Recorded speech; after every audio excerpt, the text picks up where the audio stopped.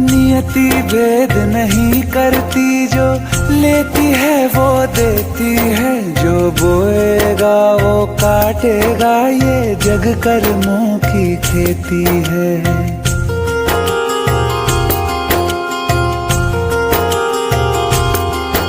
यदि कर्म तेरे पावन है, सभी डूबेगी नहीं तेरी नाव कभी। तेरी बाह पकड़ने को वो भेष बदल के आएगा, पता नहीं किस रूप में आकर नारायण मिल